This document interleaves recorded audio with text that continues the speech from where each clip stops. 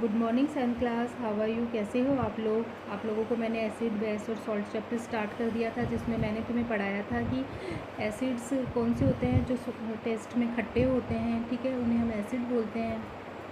और बेस कौन से होते हैं जो टेस्ट में बिटर होते हैं, कड़वे होते हैं और टच करने पर सॉपी नेचर के होते हैं, ठीक है।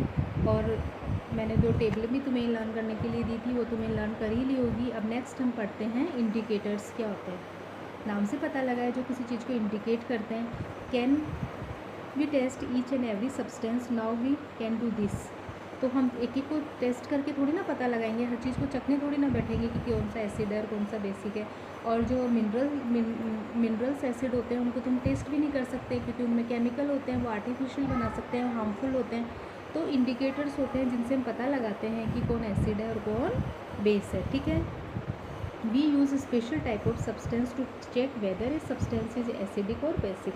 तो एक स्पेशल टाइप का सब्सटेंस होता है जिसे चेक करते हैं कि सब्सटेंस एसिड है या बेस है, ठीक है। These substance are known as indicator. इस सब्सटेंस को हम क्या बोलते हैं? Indicator. These substance give the different colour with different substance. ये सब्सटेंस अलग अलग सब्सटेंस से अलग अलग कलर देता है, ठीक है। Turmeric, litmus, China rose petals etcetera are some of the natural occurring indicators. ये सब इंडिकेटर्स हैं जिनसे हम पता लगाते हैं, जैसे हल्दी, लिटमस, चाइना रोज़ पेटल्स, गुड़हल की पेटल्स, ठीक है, इन सब से पता लगाते हैं। तो फर्स्ट हम पढ़ते हैं लिटमस क्या होता है, ठीक है। Litmus is a water soluble mixture of different dyes extract from lichens, ठीक है। लिटमस क्या होता है? वाटर सॉल्युबल मिक्सचर होता है जिसे हम लाइकेंस क्या है? एक प्लांट की वैरायटी है जिससे हमें इसे ऑब्टेन करते हैं। It is often absorbed on filter paper two produce one of the oldest form of the acid base indicator. ये सबसे ओल्डेस्ट फॉर्म है एसिड बेस को पता लगाने का। इसमें क्या होता है, एक फिल्टर पेपर पे इसको एब्जॉर्ब कर लिया जाता है। The main use of litmus test whether the solution is acid और बेसिक। ब्लू लिटमस पेपर, तो ब्लू लिटमस पेपर होता है वो रेड में टर्न हो जाता है अगर एसिडिक कंडीशन है तो, और रेड लिटमस पेपर ब्लू में टर्न हो जाता है अगर बेसिक कंडीशन है तो, ठीक है। जैसे इसमें एक एक्टिविटी भी करी गई है। क्या एक्टिविटी करी गई है कि इसमें लाइम जूस लिया हुआ है और वाटर डाला हुआ है और एक टेस्ट ट्यूब में, और हम इसमें ब्लू लिटमस डालेंगे। तो हमें पता ही है कि लेमन जूस क्या है, लेमन जूस एसिडिक है। तो इसमें जो हमने ब्लू लिटमस की ड्रॉप डालेंगे तो ये क्या हो जाएगा? रेड हो जाएगा, ठीक है। और इधर हम ये देखो रेड कलर हो गया। तो इससे क्या पता चल रहा है कि लेमन जूस एसिडिक नेचर का है, ठीक है। हम अलग अलग सब्सटेंस से भी कर सकते हैं ऐसे।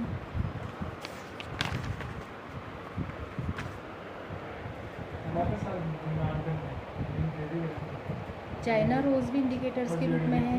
पेटल्स ऑफ चाइना रोज़, गुड़हल, ये भी नेचुरल इंडिकेटर्स के रूप में काम आता है। China rose indicators turn acidic solution को तो डार्क पिंक में चेंज कर देता है और बेसिक सॉल्यूशन को ग्रीन में। अगर कोई बेसिक सॉल्यूशन होगा तो ये ग्रीन कलर में चेंज हो जाएगा, ठीक है। जैसे हमने गुड़हल पेटल्स लिए और इसमें क्या है, वार्म वाटर डाला हुआ है, ठीक है।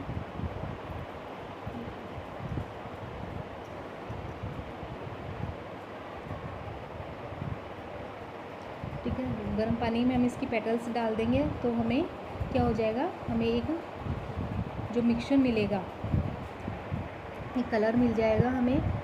और इस कलर वाले वाटर को हम इंडिकेटर के रूप में काम लेंगे। इसकी ड्रॉप्स डाल के हम पता लगा सकते हैं, ठीक है।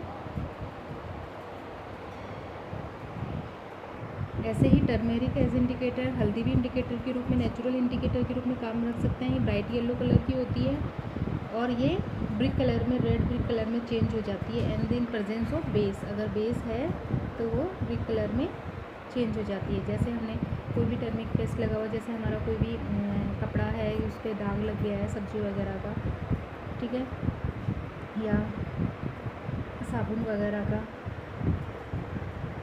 जैसे साबुन लगा हुआ है तो साबुन क्या है, बेसिक नेचर का है, और इस पर हम कुछ थोड़ी सी हल्दी डालेंगे तो ये थोड़ा कैसे हो जाएगा, ब्रिक कलर का हो जाएगा।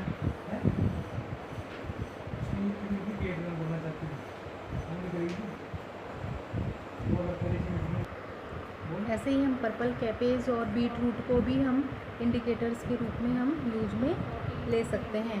ठीक है, अब नेक्स्ट है न्यूट्रलाइजेशन। क्या होता है neutralisation? The process in which an acidic and a base react with each other to form a salt and water is known as neutralisation. The process in which an acid और base एक दूसरे से react करते हैं तो क्या बनता है? Salt and water. इस रिएक्शन को न्यूट्रलाइजेशन रिएक्शन कहते हैं। ठीक है, मतलब न्यूट्रल हो जाता है, न तो वो एसिड रहता है न वो बेस रहता है। ठीक है, जैसे सोडियम हाइड्रोक्साइड क्या है? सोडियम हाइड्रोक्साइड बेस है। इसमें हमने बीकर में क्या डाला? रेड लिटमस डाला। ठीक है, तो ब्लू सोडियम हाइड्रोक्साइड हो जाएगा। रेड लिटमस ब्लू में टर्न हो जाएगा, रेड लिटमस की ड्रॉप्स। ठीक है, और ऐसे ही हमने सोडियम हाइड्रोक्साइड बीकर में हमने क्या डाला? विनेगर डाला। ठीक है, तो क्या होगा? विनेगर क्या है? एसिड नेचर का है, तो क्या होगा? ये वाह कैसा हो जाएगा? रेड सोडियम हाइड्रोक्साइड हो जाएगा, मतलब न्यूट्रल हो जाएगा, न वो एसिडिक है न वो बेस है। जैसे हम अपने डेली लाइफ में भी हम न्यूट्रलाइजेशन देते हैं, जैसे इंडाइजेशन। जैसे sometimes we might have experienced a burner sensation in our mouth after eating fried and spicy food. खाने के बाद में हमारे स्टमक में जलन होने लग जाती है। The treatment of this often involves reducing the acidity by taking tablets और सॉल्यूशन ऑफ लिक्विड मैग्नीशिया। तो हम या तो टेबलेट लेते हैं एसिडिटी की या मिल्क ऑफ मैग्नीशिया लेते हैं। ठीक है, तो ये क्या है? न्यूट्रल हो जाता है, क्योंकि पेट में क्या एसिड ज़्यादा बन गया, एसिड का फॉर्मेशन ज़्यादा हो गया, तो हम क्या लेंगे? बेस लेंगे। तो मिल्क ऑफ मैग्नीशिया क्या है? बेसिक नेचर का है, तो एसिड और बेस मिलकर क्या हो जाते हैं? एक दूसरे को न्यूट्रल कर देते हैं और एसिडिटी ख़त्म हो जाती है। ऐसे ही आंट स्टिंग, जब चींटी हमें काट जाती है तो रेड रेड हो जाता है, जलन होती है। The sting of an ant contains formic acid. अपने टेबल में देखा ही होगा कि आंट की स्टिंग में कौन सा एसिड होता है? फॉर्मिक एसिड होता है। When an ant bites it inject the acidic liquid into the skin. तो जब हमें काटती है तो हमारी स्किन में एसिडिक लिक्विड अंदर इंजेक्ट हो जाता है। The effect of the sting can be neutralise by rubbing moist baking soda. Baking soda क्या है? बेस है, तो इसको रब करने पे स्किन पे क्या हो जाता है? वो स्टिंग का इफेक्ट मतलब एसिडिक इफेक्ट मिट जाता है। ठीक है, किचन वेसल्स।